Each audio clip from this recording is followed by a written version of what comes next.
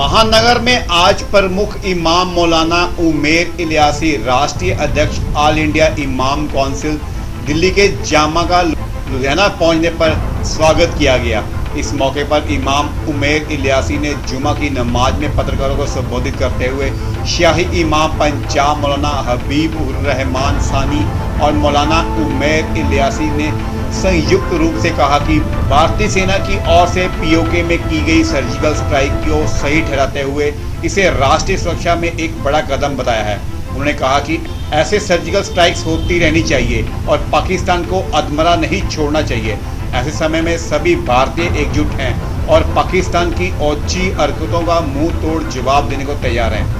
उन्होंने कहा कि भारत को पाकिस्तान के साथ सभी कारोबार के रिश्ते तोड़ देने चाहिए। साथ ही उन्होंने लुधियाना की जामा मस्जिद में फतवा जारी करते हुए कहा कि भारत के तमाम इमामों से वो अपील करते हैं कि आतंकवादियों के मारे जाने के बाद ना ही उन्हें दफनाएं और ना ही उनके जनाजे की नमाज अदा करें।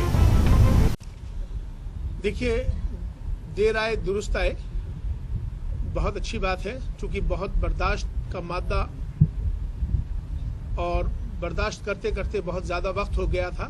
चूंकि 26/11 और उसके बाद से पठानकोट और तमाम सारे जिस तरह के वाकयात पाकिस्तान लगातार हिंदुस्तान में आतंकवादियों के जरिए से करता चला आ रहा था, तो मैं समझता हूं कि अब ये वक्त सही वक्त पर जो हमारे वजीर आजम ने और हमारी भारत सरकार ने ये जो कदम उठाया है, मैं समझता हूं कि एक बहुत अच्छा कदम है। मगर इस कदम को यही नहीं रोकना है। इस कदम को जब तक पूरा करना होगा, जब तक वहां से आतंकवादियों के जितने कैंप्स हैं, जब तक उनको खत्म न कर दिया जाए, उसको कंटिन्यू करना चाहिए। क्योंकि अधमरे को छोड़ना ये ठीक नहीं होता है। और जिस तरह से अलगाववादी कश्मीर के अंदर पाकिस्तान के एजेंट हैं, हमें उनके साथ बिल्कुल बात नहीं करनी है। हमें उन लोगों के साथ बात करनी है जो वहां पर अमन चाहते हैं। हमें उन लोगों के साथ बात करनी है जो वहां पर तरक्की चाहते हैं। हमें उन लोगों के साथ बातचीत करनी है जो कि कश्मीर को खुशहाल चाहते हैं।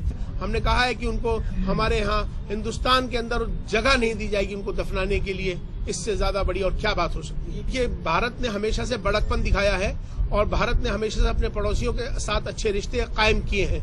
मगर अफसोस की बात यह है कि पड़ोसियों ने भारत के साथ हमेशा धोखा दिया है। भारत के साथ कभी भी उन्होंने अच्छा बर्ताव नहीं किया। मैं समझता हूं कि जो कारोबार भी जुड़ा हुआ है, जो चीजें भी जुड़ी हुई हैं, वो उनको भी भारत को रोकना चाहिए, जिससे कि उन लोगों को, वहां की आवाम को भी मालूम होना चाहिए कि जो जिस तरह की जो हरकतें जो वहां कर रहे हैं, तमाम पूरी दुनिया आतंकवाद के खिलाफ कम से कम खड़ी हो सके। मैं समझता हूं कि हम उन ISIS के खिलाफ, तमाम आतंकवादी जितने भी संगठन हैं, उनके खिलाफ हमने ये आवाज बुलंद करी है। हिंदुस्तान के तमाम इमाम इसकी तमाम मुखालफत करेंगे और अपनी मस्जिदों से इस पैगाम को आम करेंगे। राष्ट्रपति अवार्ड देना चाहिए और उन्होंने भरपूर इमदाद करनी चाहिए ताकि अगे उन्होंने हौसला मिले ताकि वो देश वास्ते काम करें।